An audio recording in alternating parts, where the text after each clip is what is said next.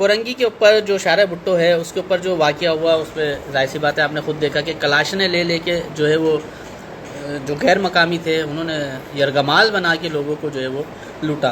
खैर सबको पता है, इस पर मीडिया टॉक बहुत सारी हो रही है। सवाल ये है कि आप ऊपर चढ़ते हुए पुल के ऊपर जब इंटर होते हैं तो वहाँ पे टैक्स देते हैं, उतरते हैं तब टैक्स देते हैं। सेफ सिटीज़ कैमरास के नाम के ऊपर आपने अरबों रुपए लिए, ठीक है। अच्छा, इसके अंदर सिंध पुलिस को बहुत सारे लोग जो है ना वो पॉइंट आउट कर रहे हैं।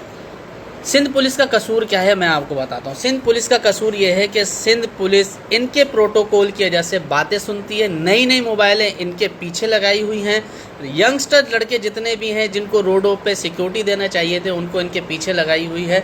अगर इनके मतलब की मोबाइल इनके पीछे प्रोटोकॉल में नहीं दी जाए तो गालियाँ देते ही हैं, सस्पेंड करा देंगे, रिटर्न कर देंगे। ये सारे पुलिस को इतना प्रेशर दिया हुआ है कि उसको सियासी तौर पर दबाया गया है। हमारे यहाँ पे सिस्टम के नाम के ऊपर कब किसी को भी उठा के फेंक दो, यहाँ पे रातों रात एसएसपी चेंज हो सकता है, डीआईजी चेंज हो सकता है, एसएचओ चेंज हो सकता है, तो सिपाही क्या ख्याल है। तो खैर लिहाजा जो लोग कमेंट्स कर रहे हैं कि पुलिस की नाकिस कारकर्दगी है, देखिए मैं पुलिस की जो ख़राब काम होते हैं उसके लिए कहता हूँ, लेकिन मेरी इस बारे में आज बहुत सारी बात हुई। मोबाइल डिपार्टमेंट ने इनको नहीं दी हुई, ठीक है। मोटरसाइकिलें सरकार ने इनके नाम पे इशू की हुई हैं, लेकिन अपने घर में अपने खानसामाओं के तौर पे चलाई जा रही है उनको। हेडक्वार्टर्स के नाम पर पैसे लिए गए, वो फंड गायब, फंड ऊपर से मिल ही नहीं रहा। तो जब मिल ही नहीं रहा, सिपाही तक पहुंच नहीं रहा, तो मेरे भाई कैसे पेट्रोलिंग करेंगे। जो सिपाही मोटरसाइकिल के अंदर अपनी जेब से 300 रुपये का पेट्रोल जलाएगा, लाजमी सी बात है वो 150 रुपये लाजमी लेगा। मेरे भाई आप इनको मजबूत करें। कैसे होगा, ये सिंध गवर्नमेंट का काम है। सिंध गवर्नमेंट के अंडर सिंध पुलिस आती है, सिंध पुलिस के अंदर सिंध गवर्नमेंट नहीं आती। शारा भुट्टो का फंड, शारा भुट्टो के ऊपर लाइटें नहीं, ये सब चीज़ें सिंध पुलिस का काम नहीं है। सिंध पुलिस का काम है सिक्योरिटी देना। अब आ जाए गफलत और लापरवाही के ऊपर। सिंध पुलिस की गफलत और लापरवाही ये है कि जिस तरीके से आप लोग नाके लगाते हैं, मेरी आप लोगों से दरख्वास्त है, गुटखा और जेब से जो है वो सिगरेट, चर्च, इससे थोड़ा सा बाहर आ जाएं।